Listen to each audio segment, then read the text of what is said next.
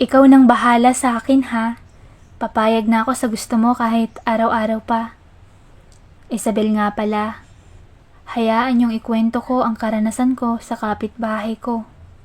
Kuya Esteban ang tawag ko sa kanya. Nang minsang napadaan ako sa bahay nila galing sa pag-igib ng tubig. Isabel! Isabel! Ang sipag mo naman, araw-araw ka nag-iigib ng tubig at nagbebenta ng kung ano-ano. Oo, Kuya Esteban, kasi marami talaga kasi kaming magkakapatid. Wala namang lalaki kaya ako, ginagawa ko lahat ng kaya ko.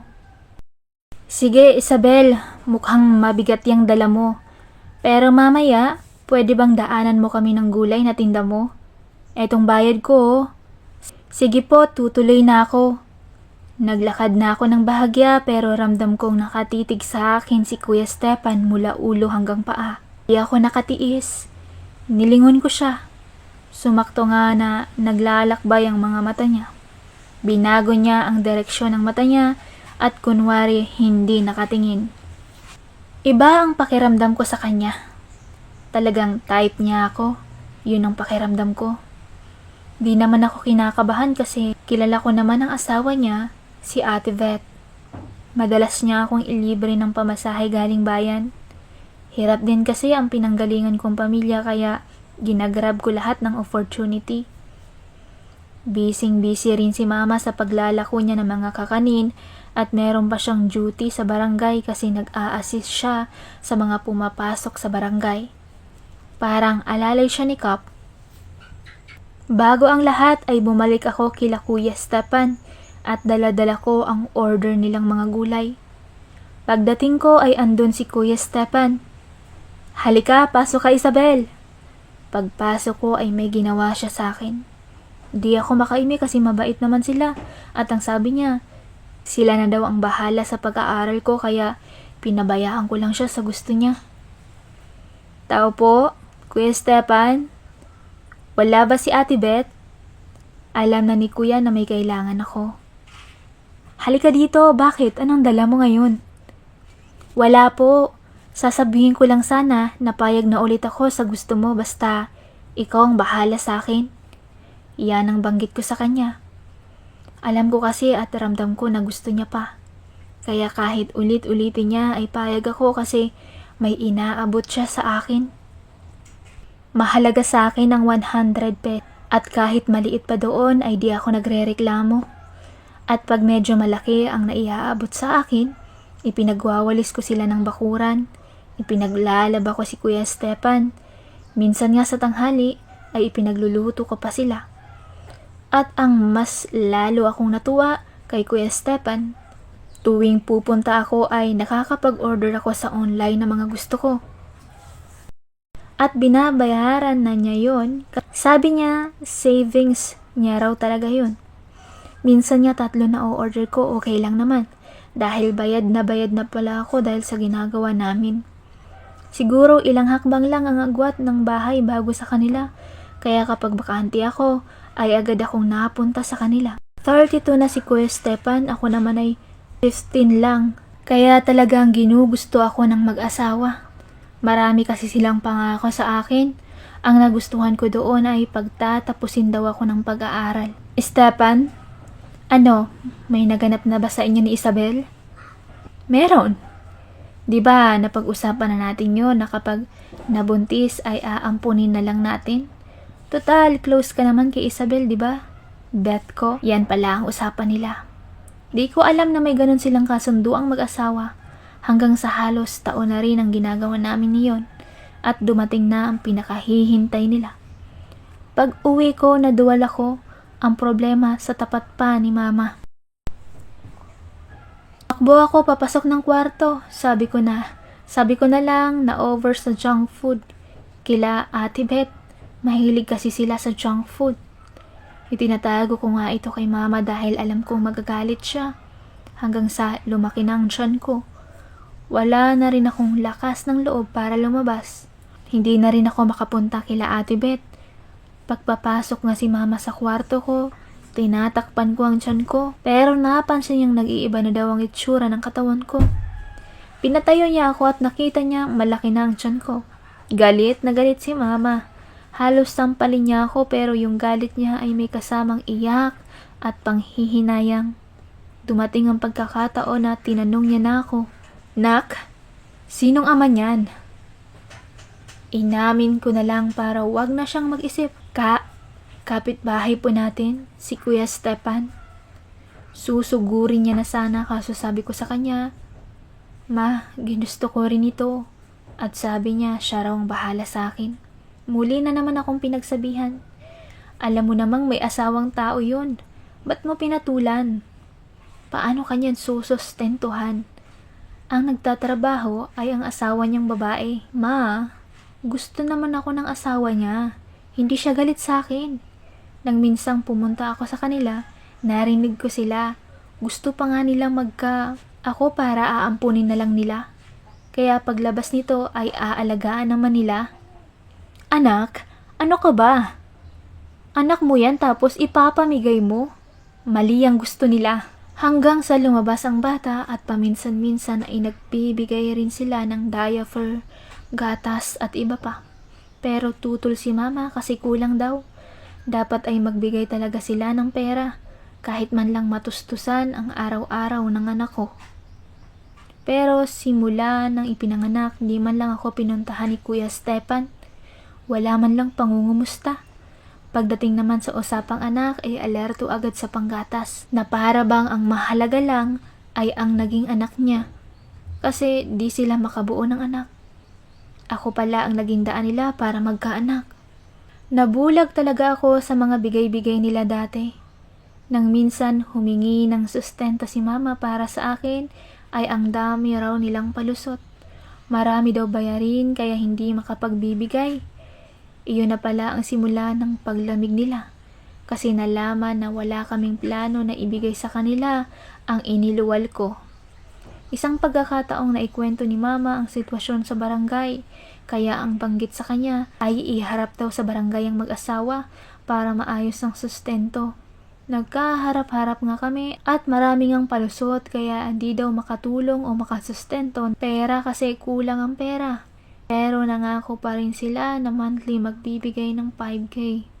Malaki na yun para makatulong sa amin. Lalo na tumatakaw na rin sa gatas ang anak ko. 2 buwan ay nagbigay naman sila ayon sa kasunduan. Pero after ng 2 buwan ay hindi na nasundan. Hindi na sila nagsusustento. Iba-iba naman ang palusot, kaya sabi ng mama ko ay idaan na lang sa kaso. Ipapakulong daw namin ang tatay ng dinadala ko.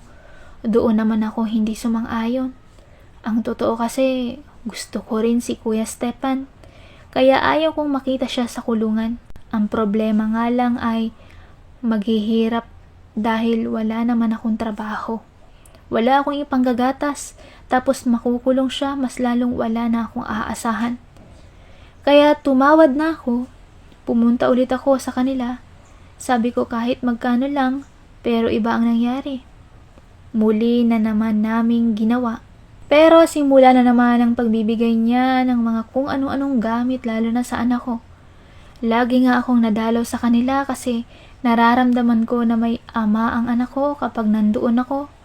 Kahit na tuwing pumupunta ako ay napupunta rin kami sa mga Si mama naman ay hindi pa rin nawawala ang plano na ipakulong si Kuya Stepan. Pero kung ako ang tatanungin, ayaw ko na kasi masaya akong nakikita na may nag-aarugang tatay sa anak ko. Ginagawa nga nila lahat ng para sa anak ko kapag nandoon ako sa kanila. Nang minsang lumapit sa akin si Ate Beth at sabi niya, "Isabel, ampunin na lang namin sa iyo yung anak mo." Yun naman ang ayaw na ayaw kong gawin dahil mahal ko talaga ang anak ko. Di ko kayang mawalay siya sa akin. Nakipagsundo ako na dadalaw-dalaw na lang kami sa kanila palagi. Doon na nanlamig ang pagturing nila sa akin. Pag pumupunta ako halos ayaw na nilang magbukas ng pinto. Hindi na rin nila kinikare ang anak ko. Pag andun ako parang hinihintay na lang nila na lagi na magpaalam ko na uuwi na. Nang minsan, napag-isa ako sa bahay, pinag-isipan ko talaga kung ano ang magandang gawin. Kasi napaka-unfair naman sa akin ang pangyayari. Ako itong hirap na hirap sa anak ko, kakaasikaso din gusto lang nila kunin, pero noon pa nila ito balak. Iniisip ko na lang, kung nagkaanak sila, di nila papangarapin ang magkaanak dahil masusunog sila sa responsibilidad. Ngayon naman naisip ko, kung ibigay ko ang anak ko, ako naman ang malulungkot at sasaya sila. Kaya habang nagmumuni-muni ako ay nakabuo ako ng plano na sana ay magustuhan nila. Gusto ko sana na doon na ako titira sa kanila para naman sa akin pa rin ang anak ko at sila lang ang supply ko sa mga needs. Ayos na yun kasi mas lalo ko nang makikare ang anak ko. Ang di ko lang alam kung papayag sila, pero dati naman itinuring na nila akong anak-anakan. Ang problema lang hindi papayag si mama kasi gustong gusto niya rin ang apo niya. Pero damdamin niya lang ang susuwayin ko na kapag sinuway ko ay maibibigay ang mga needs namin at kasama ko pa rin ang anak ko. Panahon na siguro para sundin ko ang gusto ko. Nagpaalam akong maayos kay mama. Sabi ko di ko kaya na walang-wala para sa anak ko. Titiisin ko na lang kung ano ang mga sitwasyon doon para lang mapabuti ang kalagayan ng anak ko. Kaya kasabay noon ay ang pag-urong niya ng kaso para kay Stepan. Dahil ako na rin mismo ang may ayaw. Isa pa, gusto ko si Stepan. Kaya ayos lang na nandun ako sa kanila. Mamumuhay kaming magkasama.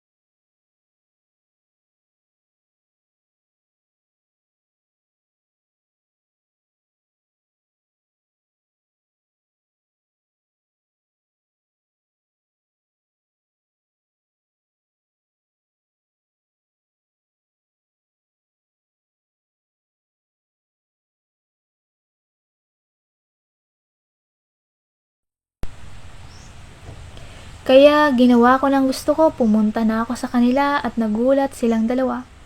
Akala ko magiging okay ang pagsasama naming apat, tulad ng pagiging malapit nila sa akin noon. Oo tama, mahal na mahal nila ang anak ko, pero kapalit noon, ako ang naging katulong nila. Madalas utusan, madalas bulyawan. Binabato ng kung ano-ano kapag nagagalit, itinataboy sa labas kapag ayaw nila ako makita. Umiiyak na lang ako sa may gate nila. Di ako makauwi kay mama kasi gusto ko patunayan na tamang desisyon ko. Nakakahiya kung babalik ako sa kanya dahil ako mismo ang nag-iwan sa kanya. Kinaumagahan, okay na ulit kami. Nina Kuya Stepan at Ate Beth. Ganun lang, nagsasacrifice lang ako. After naman, nagiging okay ang lahat.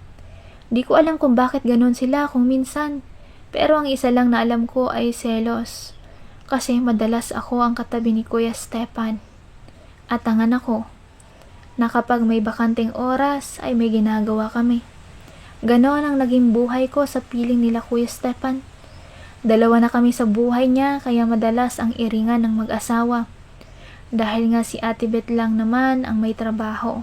At si Kuya Stepan ay bantay tindahan na lang at ako parang katulong lang nila. Ang pangit isipin pero ito ang choice na ikagaganda ng buhay ng anak ko At ako naman na napamahal na sa isang tao na meron ng asawa. Di ko alam kung hanggang kailan ako tatagal sa ganitong setup. Ang alam ko lang titiisin ko hanggang sa lumaki ng maayos ang anak ko. Babae nga pala ang naging anak namin kaya takot rin ako na mag-asawa ng iba dahil halos lahat ng may anak na babae na nag-aasawa ay nagiging karelasyon ng lalaki ang anak. Isa na namang problema ang papasukin ko kapag ginawa ko yun. Kaya okay na sa akin ang pangalawa ako ni Stepan. Total naman, sila ang may simula ng lahat. Planado nila, pag nanganak ako ay kukunin ng anak. Pero hindi sila magtatagumpay dahil gusto ko rin kasama ang anak ko. Kaya ito kami ngayon. Minsan masaya at marami ang lungkot na dinadanas ko sa buhay nilang mag-asawa.